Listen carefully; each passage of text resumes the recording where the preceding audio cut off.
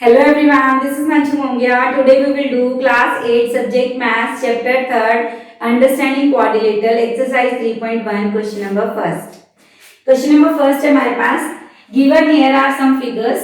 ये हमारे पास 8 figures हैं, ठीक है.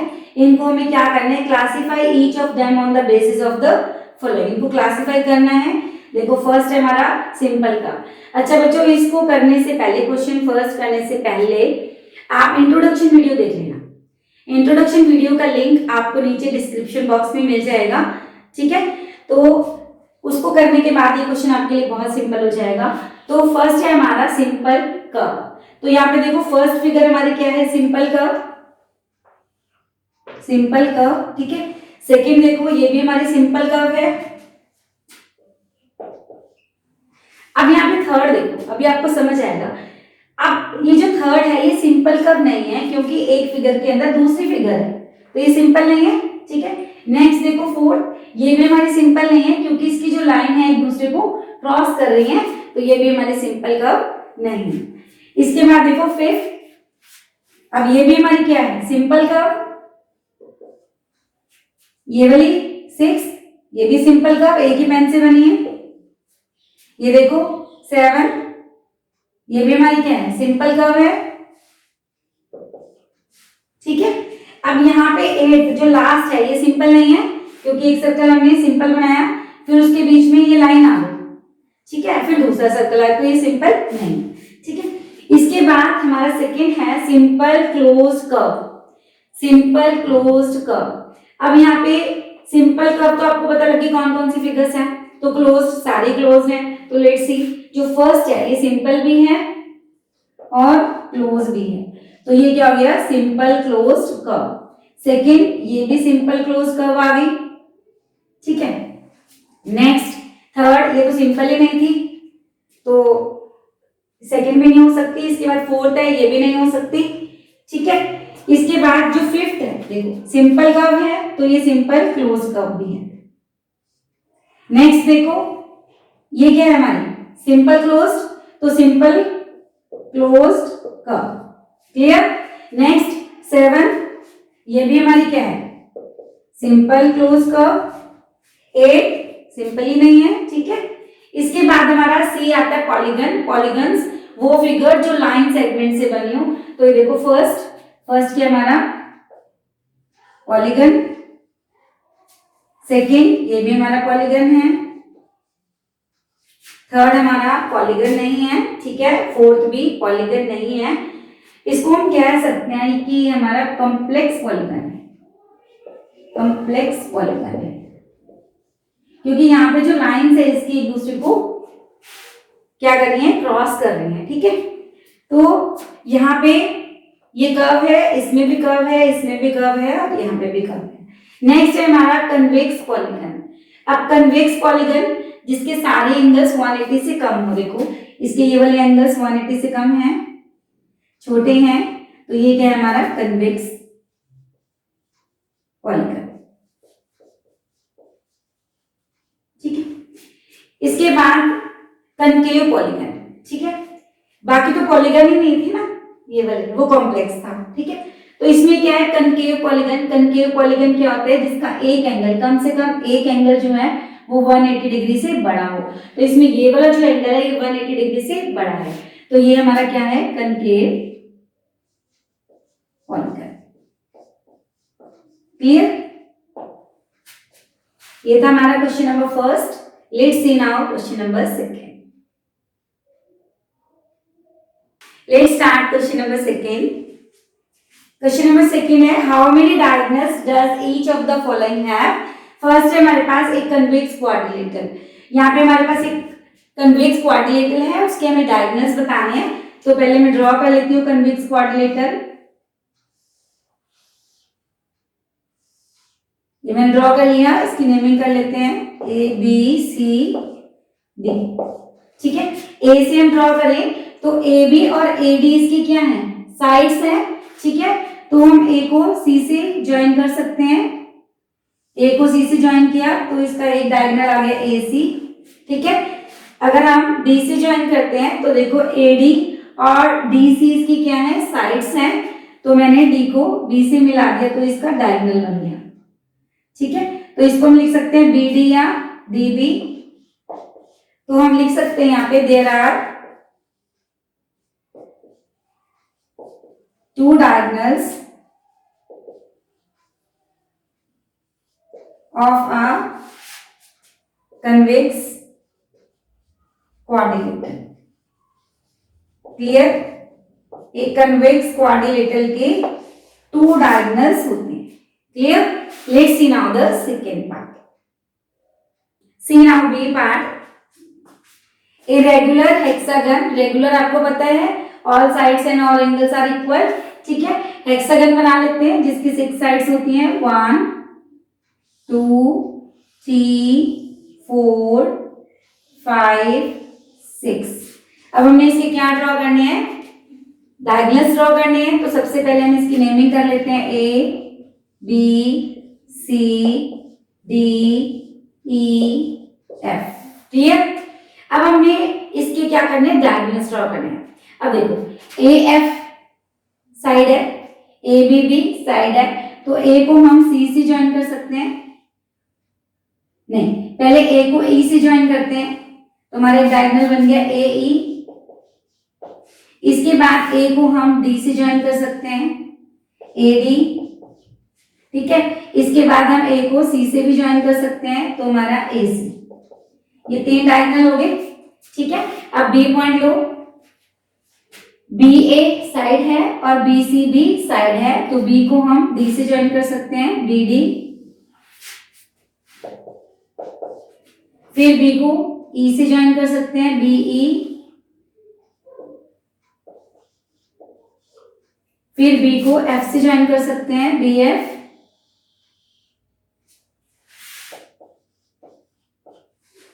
इसके बाद देखो सी पॉइंट, सी बी क्या है, साइड, और सी डी भी क्या है, हमारी साइड।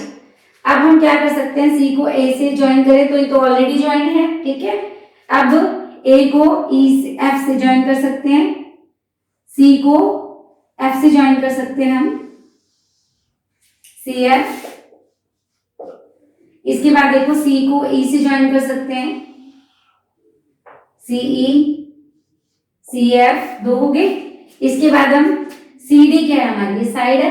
ठीक है, अब यहां देखो डी डी सी साइड है और डी ई भी साइड है, तो डी को हम बी से ज्वाइन कर सकते हैं जो कि ऑलरेडी ज्वाइन है। ठीक है, डी ए ये भी ऑलरेडी है। अब हम क्या कर सकते हैं, डी को एफ से ज्वाइन कर सकते हैं डी एफ। क्लियर, और डी ई क्या है, हमारी साइड।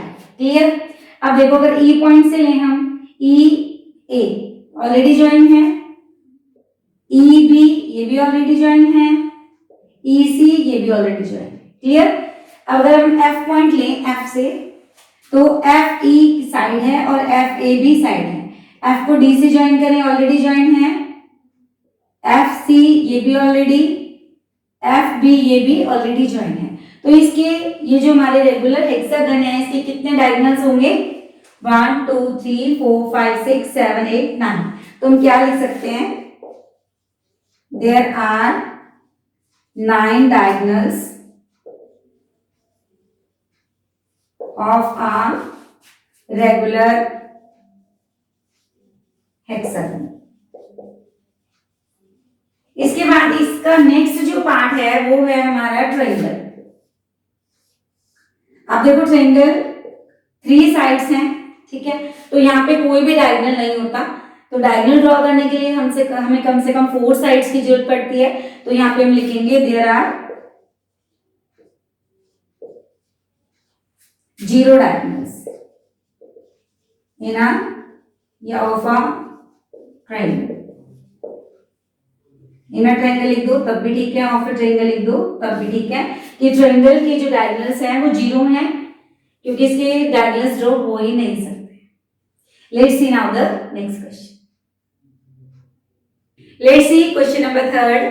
क्वेश्चन नंबर 3 है हमारे पास, what is the sum of the measure of the angles of a convex quadrilateral? Will this property hold if the quadrilateral is not convex? Make a non convex quadrilateral and try. ठीक है, अब ये question क्या कह रहा है कि convex quadrilateral के एंगल्स का सम कितना होगा। यदि कोई क्वाड्रिलेटरल कन्वेक्स क्वाड्रिलेटरल नहीं है तो क्या ये जो प्रॉपर्टी है इसकी ये तब भी एप्लीकेबल होगी जब कोई क्वाड्रिलेटरल कन्वेक्स नहीं है। ठीक है, एक नॉन कन्वेक्स क्वाड्रिलेटरल बनाओ और इसको ट्राई करो। तो पहले हम इसका फर्स्ट पार्ट करते हैं। फर्स्ट पार्ट हमारा यहां से यहां तक है। अब इसमें वो क्या कह रहे हैं, कन्वेक्स क्वाड्रिलेटरल है, उसके सारे एंगल का सम कितना होगा। ठीक है, तो यहाँ पे हम एक कन्वेक्स क्वाड्रिलेटरल बना लेते हैं। ये हमने सिंपल क्वाड्रिलेटरल बना लिया जिसके सारे एंगल्स 180 से कम है। ये एंगल भी, ये एंगल भी और ये सारे क्या है 180 से कम है, तो ये कन्वेक्स क्वाड्रिलेटरल है। अब इसकी नेमिंग कर ली हमने ए बी सी डी। ठीक है, इसका एक डायगोनल ड्रॉ कर लेते हैं। ए को सी से ज्वाइन कर दिया हमने, इसका डायगोनल हो गया। अब इस डायगोनल ने क्या किया, एंगल ए को 2 पार्ट्स में डिवाइड कर दिया और एंगल सी को भी 2 पार्ट्स में डिवाइड कर दिया। इसकी हमने नेमिंग कर ली 1 2 3 4। अब ध्यान से देखो, यहां पर हमारे पास दो ट्रायंगल आ गए, एक ऊपर है ट्रायंगल और एक नीचे। ये फर्स्ट ट्रायंगल और ये सेकंड ट्रायंगल। ठीक है, तो सॉल्यूशन करते हैं। फर्स्ट इन ट्रायंगल एडीसी, ये जो ऊपर वाला ट्रायंगल है इसमें देखो 3 एंगल्स हैं हमारे, angle 1 plus angle D plus angle 3, इनका सम कितना होगा 180 डिग्री। ये हमारी होगी फर्स्ट इक्वेशन। अब इसका 180 डिग्री क्यों है, bye angle sum property of triangle. Triangle के तीनों एंगल का सम 180 डिग्री होता है, ये इसकी प्रॉपर्टी होती है। ठीक है, अब सेकंड में देखो, जो नीचे वाला ट्रायंगल है हमारे पास इन ट्रायंगल, नीचे वाले ट्रायंगल का नाम है एबीसी। क्लियर, अब इसमें भी हमारे पास 3 एंगल है, angle 2 plus angle B plus angle 4, इनका सम भी कितना होगा 180 डिग्री। ये इक्वेशन होगी हमारी सेकंड। ठीक है, रीजन सेम, जहां पे सेम होता है वहां पे हम 2 लिख देते हैं कि ऊपर वाला ही रीजन है। ठीक है, अब हम क्या करेंगे, जो 2 इक्वेशन है इनको प्लस कर देंगे by adding equation first and second. ठीक है, अब देखो लेफ्ट हैंड साइड में लेफ्ट हैंड साइड प्लस करेंगे, राइट हैंड साइड में राइट हैंड साइड प्लस करेंगे। Angle 1 plus angle D plus angle 3 is equal to 180 degree. Angle 2 plus angle B plus angle 4 is equal to 180 degree. अब जैसे 2 plus 2 हम 4 करते हैं, ऐसे हम प्लस कर देंगे angle 1 plus angle 2, angle 1 plus angle 2, angle 1 plus angle 2 plus angle D plus angle B